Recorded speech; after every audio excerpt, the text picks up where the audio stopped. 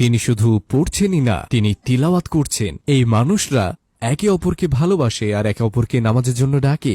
কেউ যদি জানতে চায়, আলী আপনার হৃদয় কিসে পরিবর্তন করলো, এটা কখন ঘটলো, এটা কিভাবে ঘটলো, এটা কেন ঘটলো, সহজ। আমি বলি, আমি আগে যা বলেছি সেই সমস্ত কিছু সহ আজান, কোরআন মুখস্থ করা, আপনারা এগুলো তো জানেন যে আমাকে সবচেয়ে বেশি প্রভাবিত করেছিল, যে আমার হৃদয় বদলে দিয়েছিল। আমি আমার জায়গা থেকে উঠে দাঁড়ালাম। তিনি আমাকে সেখানে থাকতে বলেছিলেন, কিন্তু আমি সেখানে গিয়েছিলাম অভিজ্ঞতার জন্য। আমি সবকিছু চাইছিলাম। তাই আমি যা করলাম তা হলো আমি প্রথম কাতারে গেলাম, আর আমি এভাবে তাকালাম।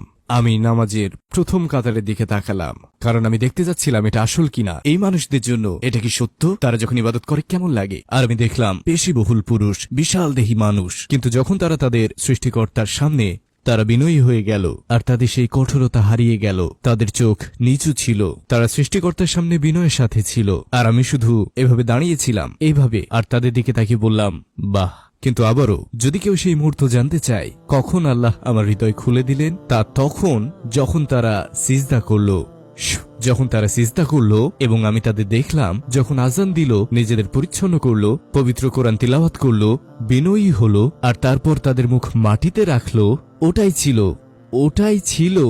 সেই মুহূর্ত যখন আমি ভাবলাম এই মানুষরা সাধারণ নয়। এবং আমি আমার জীবনে কখনো আসলে আল্লাহর ইবাদত দেখিনি আজকের আগে এই মুহূর্ত পর্যন্ত।